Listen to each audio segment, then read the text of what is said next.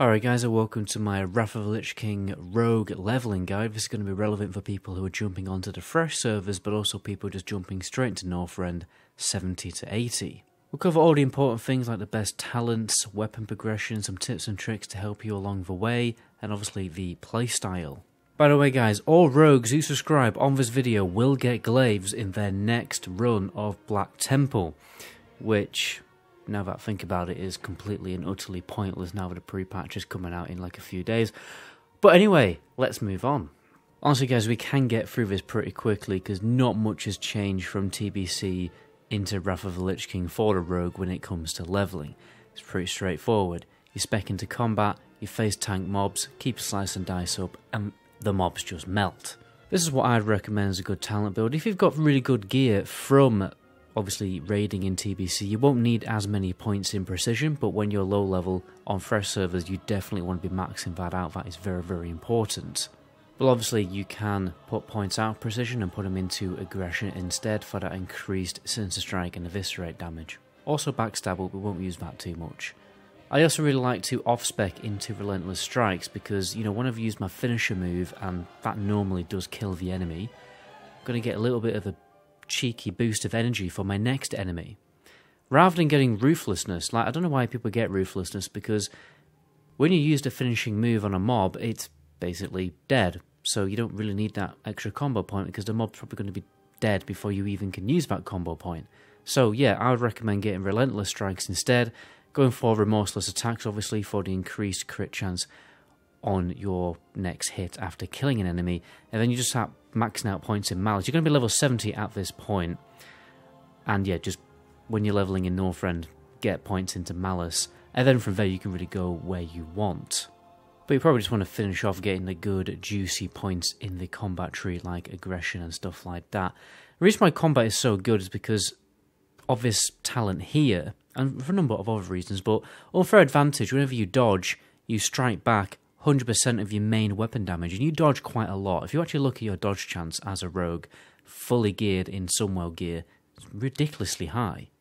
So obviously this is really good, and you get weapon expertise, you get more value out of that expertise when you are facing an enemy rather than behind, and in general, it just has insanely good energy generation with combat potency and a few other talents, so it's just more bursty.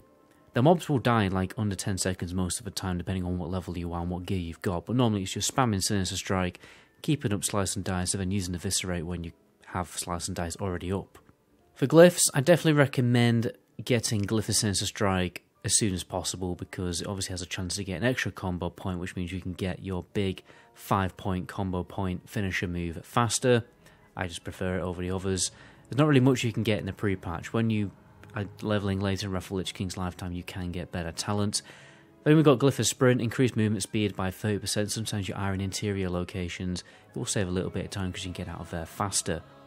And obviously you're going to be in a number of situations when you just for some reason can't get out of combat and therefore you can't mount up. So being able to just sprint away at basically mount speed is very good. And then for minor glyphs, you can really go with whatever you want, but I think Glyph of Blood Speed is definitely going to be good in a number of little situations where you need to transverse some water. You've also got Pit Lock. When you want to speed level your, lock-picking skill, obviously it's just going to open stuff faster and grind that skill faster. Then I've got Glyph of Safe Forward because I prefer that over anything else, because sometimes you do jump off quite high ledges and obviously you don't want to die, because dying, strangely enough, wastes time. Now when it comes to weapon progression guys, Nick has made a huge behemoth weapon progression list for fresh servers, and it's for every single spec in the game and weapon type, so I recommend checking it out. All you have to do is subscribe to the channel, go to my subscriber only video and check the description of that video and it will be there. So when it comes to leveling guys, it is short and simple.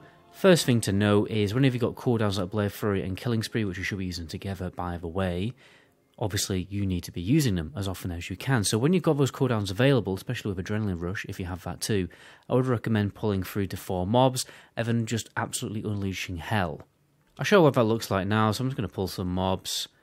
We've got 3 of them here, so I'm going to pop Blade Flurry, I'm going to pop Killing Spree, and then because I haven't got Slice and Dice up, I'm obviously going to get a cheeky Slice and Dice up.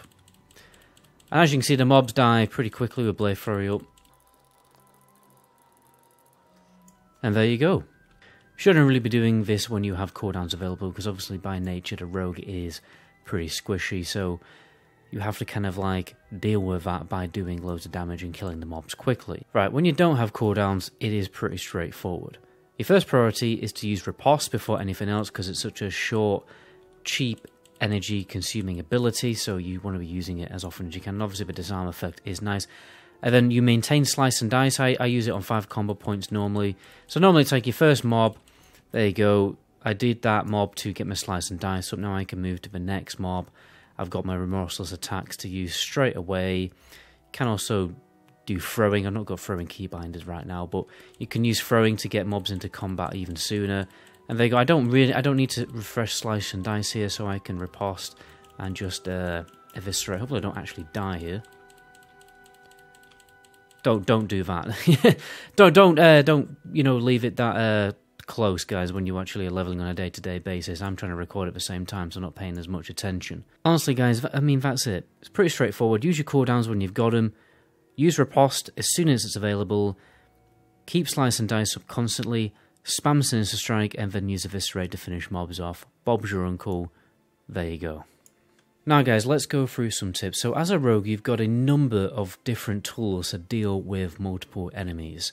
So, first one, pretty obvious, is your sap. So you go up to the target, sap, won't break out of stealth anymore, and then I can deal with this mob on its own, you know, without that much risk. This is more useful, you know, when you're low level, because when you're high level you can deal with multiple enemies fairly easily. Another good tip is obviously use evasion if you're dealing with multiple enemies. You can quickly kill one mob. Say I want to quickly kill this mob, and then I can vanish, reset the whole fight, and then go back and pick them off one by one. You can also do cheap shop openers. Obviously, it's going to put the mob in a stun, which means he won't be dealing damage to you, which makes things a bit easier. Just be careful, obviously, because sometimes the mobs will have a higher chance to detect you when they're facing you. You can use abilities like Distract to make them face away from you. See, for some reason, this one has a really high aggro radius. Anyway, so, yeah, and then, you know, cheap shot can be useful in a number of situations.